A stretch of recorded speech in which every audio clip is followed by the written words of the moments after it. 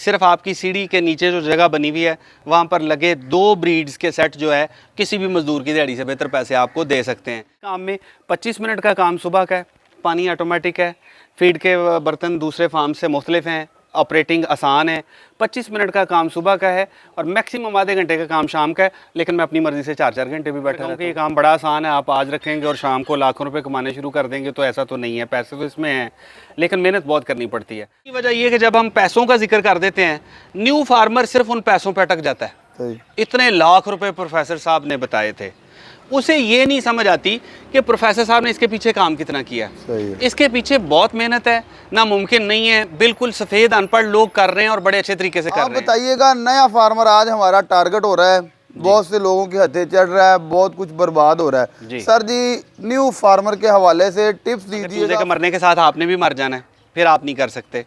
ठीक है जी, अगर एक चूजे के बीमार होने पर आपने भी घर में बीमार होकर बैठ जाना, इतना बड़ा दिल करने की ज़रूरत है। आप इसको कर सकते हैं और इसमें कामयाब भी हो सकते हैं। लोग कहते हैं कि हम पार्ट टाइम कोई बिजनेस करना चाहते हैं, लेकिन हमारे पास टाइम नहीं है, उनके लिए प्रोफेसर साहब बड़ी जिंदा मिसाल है। आज हम प्रोफेसर साहब की फैंसी बर्ड की बड़ी यूनिक सल्तनत में विराजमान हुए हैं। जानते हैं इब्तदाए इश्क और इंतहाए इश्क के दरमियान वस्ते इश्क का जो अरसा है वो कैसे गुजर रहा है। अस्सलाम वालेकुम जी। वालेकुम सलाम रहमतुल्लाह। सर जी, क्या हाल चाल है? अल्लाह का शुक्र, आप सुनाएं। ठीक है, अल्हम्दुलिल्लाह। सर जी, सबसे पहले तो बहुत बहुत शुक्रिया, बहुत ज़्यादा मसरूफियात में से आपने हमें कीमती टाइम दिया।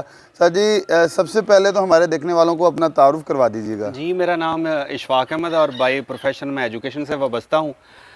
एजुकेशनल इंस्टीट्यूट्स हैं मेरे, जिनमें मैं काम करता हूँ, डायरेक्टर भी हूँ अल्लाह ताला के फजल करम से, और प्रिंसिपल भी हूँ, और उसके बाद ये छोटा सा एक अपना शौक़ रखा हुआ है। सर, अपना कॉलेज, इतनी मसरूफियात, निजी मसरूफियात, घरेलू, और उसके दौरान ये बिज़नेस बहुत से वेले बंदे कहते हैं हम नहीं कर सकते, और मसरूफ़ तरीन बंदा इतने अरसे से ये फार्म रन कर रहा है माशाल्लाह। देखें, इस बात में तो कोई शक नहीं है कि ये एक मुश्किल काम है। मैं अगर कहूँ कि ये काम बड़ा आसान है, आप आज रखेंगे और शाम को लाखों रुपए कमाने शुरू कर देंगे, तो ऐसा तो नहीं है। पैसे तो इसमें हैं, लेकिन मेहनत बहुत करनी पड़ती है।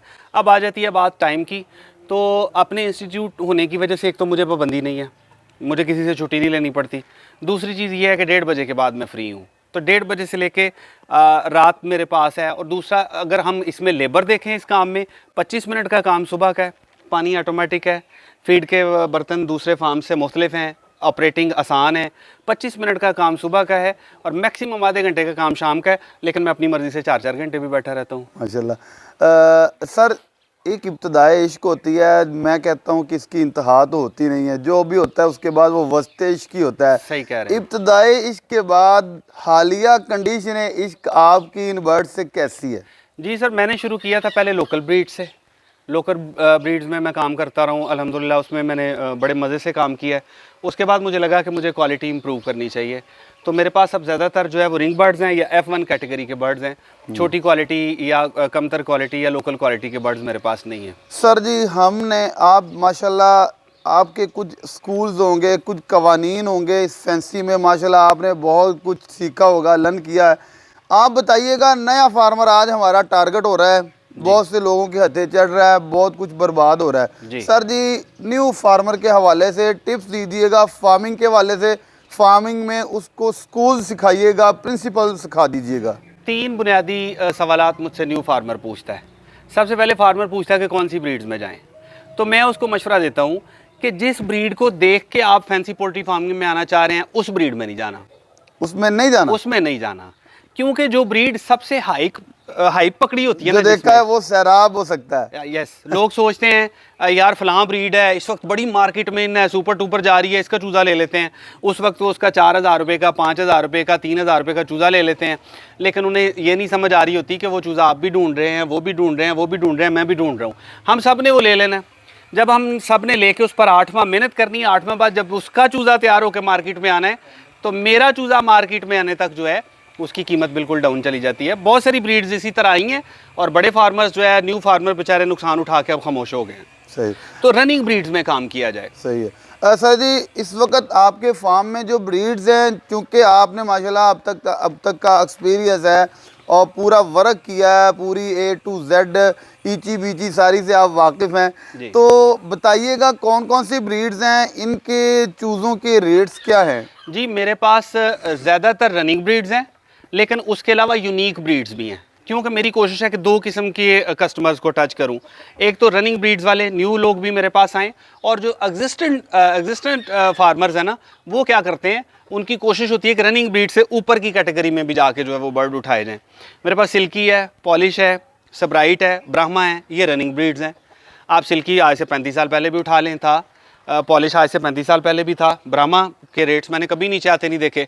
वैसे मैं अगर कहूँ कि किसी बर्ड के रेट नीचे नहीं आते तो मार्केट है ही इसी चीज़ का नाम है, कभी रेट ऊपर चले जाते हैं, कभी। मार्केट हर एक बंदे की वक्री होती है, हर बंदे की अपनी मार्केट है, और याद रखें, अपनी मार्केट आपने डेवलप करनी है। किस तरीके से, कस्टमर के साथ आपका बिहेव कैसा है, आपके पास ब्रीड कैसी है, आप लोगों को एंटरटेन कैसे करते हैं, आप लोगों के काम कितने आते हैं। अगर आप अपनी मार्केट डेवलप किए हुए हैं, फिर आपको दाएं बाएं की मार्केट से कोई फ़र्क नहीं पड़ता। फ़र्क ही नहीं पड़ता। सर जी बताइएगा कि बिज़नेस के पॉइंट ऑफ व्यू से बड़े लोग यही सोच के, हाँ, इंटरव्यूज़ में देखते हैं कि प्रोफेसर साहब का अच्छा सेटअप है, जैसे कि आपके पास जो ब्रीड्स हैं, मैं नहीं समझता कि कोई भी ब्रीड ऐसी हो जिसमें चूज़ा 1000 से कम हो।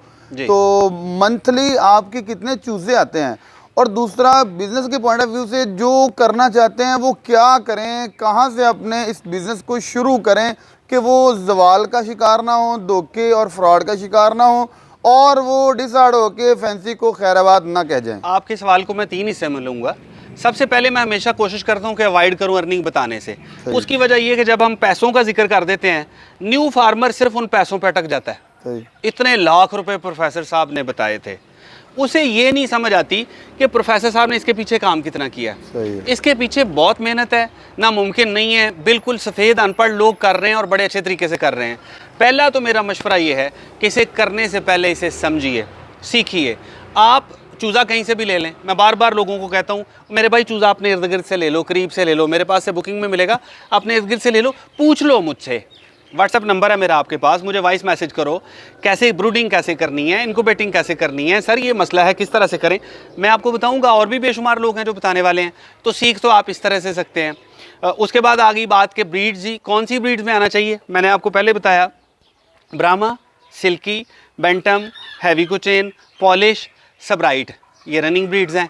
इसके ऊपर फिर अपना सिल्वर लेस वाइन डॉट है, योकोहामा है, फोनिक्स है, वो इसके ऊपर की कैटेगरी की ब्रीड्स हैं। और ऊपर की कैटेगरी की ब्रीड नए बंदे के लिए बेचना थोड़ा मुश्किल होता है। क्या कभी हुआ ऐसा कि माल पड़ा हो, बिक ना रहा हो, और कैसे आपका आसानी से बिक जाता है? सर बात यह है कि मार्केट में पता नहीं, अल्लाह ताला का ऐसा ख़ास करम और फजल है, मुझे आज तक कभी टेढ़ा कस्टमर नहीं मिला। सारे बड़े मीठे लोग मिले हैं, और अभी भी एडवांस बुकिंग में जा रहा है सारा। आप मेरे ब्रूडर्स देखें, खाली पड़े हुए हैं। आप केजेस देखें, अंडे पड़े हुए हैं। मशीन देखें, अंडे लगे हुए हैं। चूज़ा नहीं है। क्यों नहीं है? चूज़ा एडवांस बुकिंग में जा रहा है। लोगों को पता है कि एक इतवार को इनसे बुकिंग हो जाती है, अगली इतवार को चूज़ा डिलीवर हो जाता है 7 दिन का। सर जी सबसे मेजर मसला जो होता है ना फैंसी ब्रीड में, क्योंकि हम भी एक फार्मर है, फार्मिंग की फील्ड में है, चूज़ा मरता बहुत है और मरने से बच नहीं सकता। पता नहीं, ये फैंसी लोग कहते हैं फैंसी की जीन्स में बीमारियां भरी हुई हैं इंजेक्शन लगा लगा के। सर जो फैंसी पोल्ट्री में चूज़े के मरने की 2 बुनियादी वजूहात हैं। एक वजह का हमारे पास हल नहीं है, एक वजह क्योंकि हमारे पास ऐसी लैब्स नहीं है।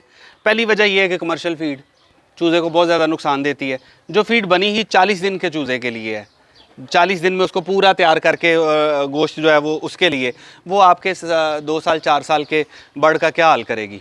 2 साल 4 साल के लिए आपने इसे रखना है। वो गोश्त तो चढ़ा देगी इस पर, लेकिन इसके अंदर ताकत नहीं पैदा करेगी। इसका हल क्या है? इसका हल है ऑर्गेनिक फीड।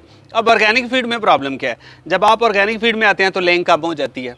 उसकी वजह यह है कि आपके पास लैब्स नहीं है कि जहाँ पर आप टेस्ट करके कोई ऐसा सूटेबल फीड का फार्मूला बनाने में कामयाब हो जाएं कि आप ऑर्गेनिक फीड यूज़ कर सकें।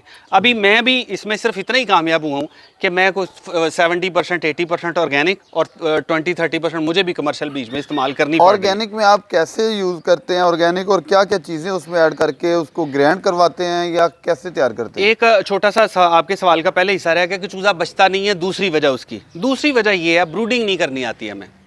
ब्रूडर्स हमारे में वेंटिलेशन नहीं है। वेंटिलेशन ज़्यादा है तो हवा का इनटेक और आउट बहुत ज़्यादा है, चूज़े को बाहर की हवा लगती है, इस वजह से डिस्टर्ब हो जाता है। और मेरा ये ख्याल है कि चूज़ा 2 महीने तक जब आप उसे पाल रहे हैं, वो ज़मीन के या जो अपनी ही उसकी वेस्टेज है उसके कॉन्टैक्ट में नहीं आना चाहिए। आपके ब्रूडर्स इस तरह क्यों कि चूज़ा जाली पर पले, जाली में से सारी वेस्टेज नीचे जाए, आप उसी वेस्टेज को निकाल के जो है वो बाहर फेंक दें। अगर आपका चूज़ा आप उसकी वेस्टेज के कांटेक्ट में नहीं आएगा, उसकी अपनी बीटों के कांटेक्ट में नहीं आएगा और नीचे ज़मीन की गंदगी के कांटेक्ट में नहीं आएगा, तो बचने के चांसेस बहुत हो जाएंगे। अब आ जाते हैं वो फीड की बात आपने की थी, उसमें मिक्स दाने हैं, जो मैं सादा सा तरीका लोगों को बता देता हूँ। आप ऑर्गेनिक फीड नहीं बना सकते ना, आप अच्छी क्वालिटी का कबूतर दाना ले लें। कबूतर दाने में बड़ी क्वालिटी शामिल है। कबूतर दाना ले लें, आधी फीड मिक्स करें, लहसुन पाउडर डालें, अदरक पाउडर डालें, ठीक है, ये चीज़ें डाल के एक फीड बनाएं। सर्दी है तो उसमें किसी भी फ़िश तलने वाली शॉप पे चले जाएं, वहाँ से उनको बोलें जला हुआ फ़िश का तेल दे दें, वो उसमें मिक्स कर दें। गर्मियां हैं तो आपने वो चीज़ नहीं डालनी, सूरजमुखी नहीं डालना, बाकी सारे दाने डाल के और उसके अंदर आप डालें फीड, कमर्शियल फीड, तो एक फार्मूला बन जाएगा गुजारे लायक।